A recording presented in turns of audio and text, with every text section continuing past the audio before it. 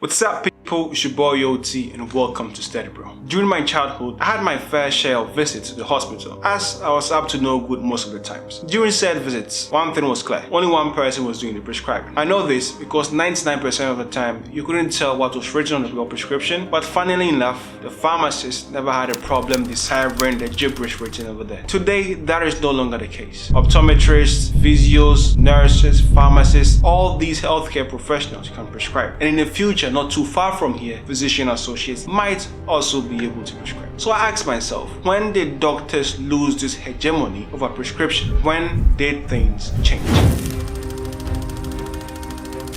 It all began with the 1986 Cambridge report. Though it could be argued that 3 years prior to this, that is in 1983, with the reclassification of certain prescription-only medications to the pharmacy status, the wind of what was to unfold was felt. In this Cambridge report set out to review the practice of district nurses and health visitors in the community. It was noticed that though these district nurses and health visitors were the ones assessing the patient upon doing their home visits, a doctor's signature was still necessary for them to do the prescription. The report came to the conclusion that it was a time waster for everyone. For the patient, treatment was being delayed. For the nurse, because bro, I've already done the assessment, done my management plan, why the hell do I need another person to sign me? And it was a waste of time for the doctor because they were being turned into glorified rubber stampers. To tackle this problem, the Cambridge report suggested district nurses and health visitors be given the right to prescribe. This was a novel idea because the Human Medicine Act in 1968 had made it clear that prescription-only medication was under the sole jurisdiction of doctors and dentists. So to suggest that district nurses and health visitors be allowed was not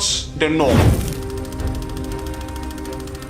Following the Cambridge report, in 1992, the legislative changes were made to allow district nurses and health visitors to prescribe within a defined list of medications and medical appliances. Once the legislation was passed, they didn't just go out and start prescribing. Pilot tests were done to see how this would play out in reality. So I think in 1994, they opened a few sites where district nurses and health visitors could prescribe. Then, in 1998, when government, the Department of Health, was satisfied that this was actually a good plan, district nurses, health visitors were given the right to independently prescribe from the nurse prescriber's formula.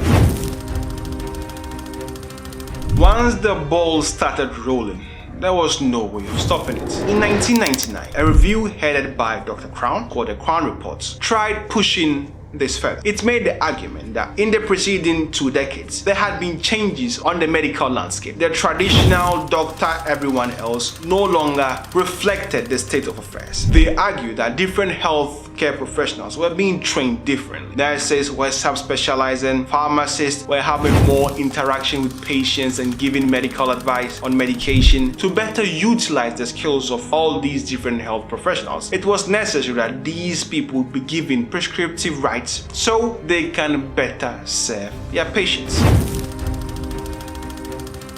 Following that report, in 2003, pharmacists and nurses were given the right to be dependent prescribers, which was subsequently changed into supplementary prescribers. They could literally prescribe every medication under the sun, except unlicensed medication and controlled drugs. Granted, the medication they were prescribing was agreed upon by a doctor. As long as the medication in question was within this list, agreed for this very patient, you could prescribe it. That didn't last very long, did it? Because in 2006, nurses and pharmacists were given independent prescribing rights. They could now see a patient based on their own clinical assessment. They could prescribe any medication they deemed appropriate for that patient. They had been virtually given the full formulary by doctors. Though I think there were some caveats with regards to controlled medication, like controlled drugs. In 2007, optometrists were given independent prescribing rights, and in 2013, physiotherapists were given independent prescribing rights.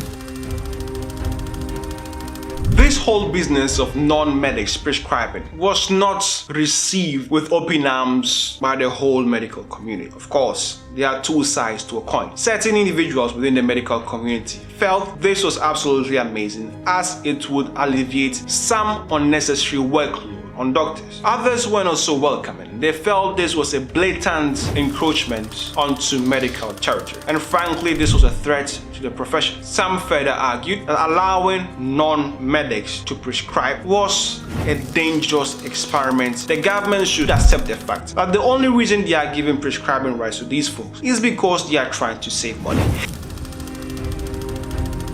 Of course, the government responded, and it seems the government was not really interested in all this critique by the medical profession. They had one thing in their mind: non-medical prescribing was here to stay, and they were steadfast on breaking the traditional hierarchy of doctors, everyone else. They were trying to really flatten the hierarchy within medicine.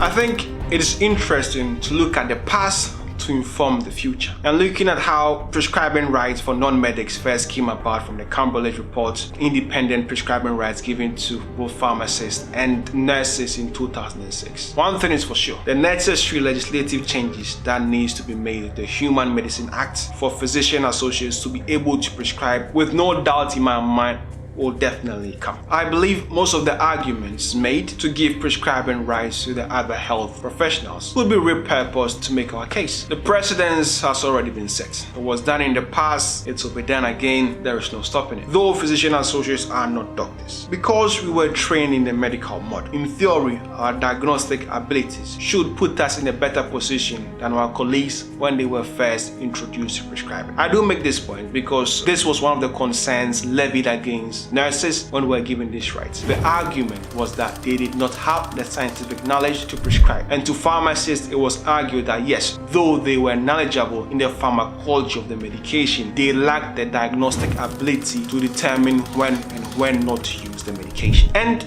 though most of us are introduced to prescribing during our training, I don't believe that will be deemed sufficient to allow newly qualified physician associates to prescribe out of the gate when the time comes. Some post-registration courses might be put in place similar to what was present for our colleagues when they first started. I think theirs at the beginning was a 26-day theoretical course with a 12-day in the field prescribing. So in conclusion, I believe physician associates will become independent prescribers. It's inevitable. It's your boy OT, and I'm out. Salute!